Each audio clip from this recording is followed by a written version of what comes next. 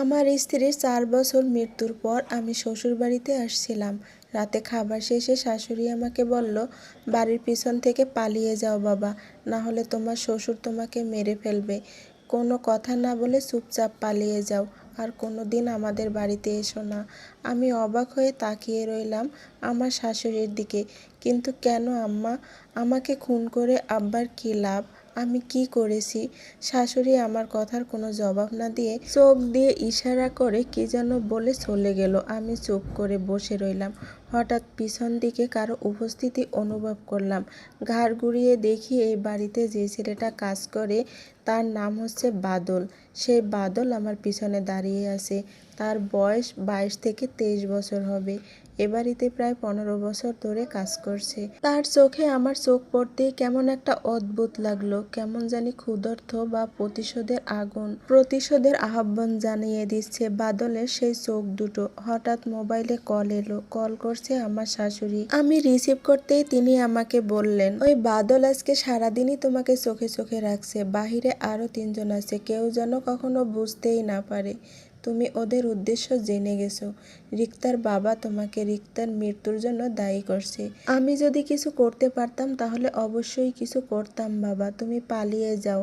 আমি চাই তুমি নিজের জীবন নিয়ে ফিরে যাও, আর আমার সংসারটা নিয়ে আমাকেও বাঁচতে দাও। মেয়ে তো চলেই গেছে, এখন তোমাকে মেরে আমি আমার স্বামীকেও হারাতে চাই না।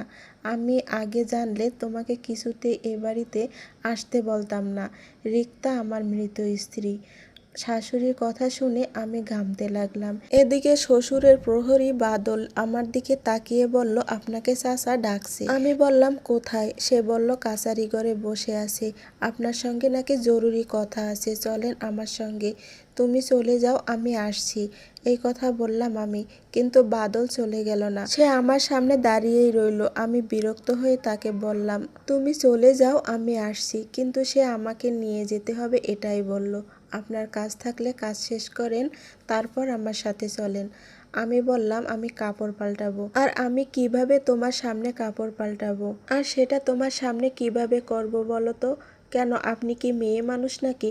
আমিও মেয়ে মানুষ নই, আপনিও মেয়ে মানুষ নই। তাই আমার সামনেই আপনি যা করার করেন, সমস্যা নেই। আমি আপনাকে নিয়ে তারপরেই যাব। আমি যদি আপনাকে সাথে করে না নিয়ে যাই তখন আমার চাচা আমাকে ধমক দিবে। এখন কি বলবো, আর কিছু খুঁজে পেলাম না। আমার কি যাওয়া উচিত নাকি বাদলকে এখানে ঘায়েল করে পালানো উচিত? বুঝতে পারছি না সেটা। যদি সেটা করতে পারি তাহলে পালানোর একটা সুযোগ পাবো, কিন্তু যদি কাছারি ঘরে যাই তাহলে আর কোনো সুযোগই হয়তো আসবে। রিক্তা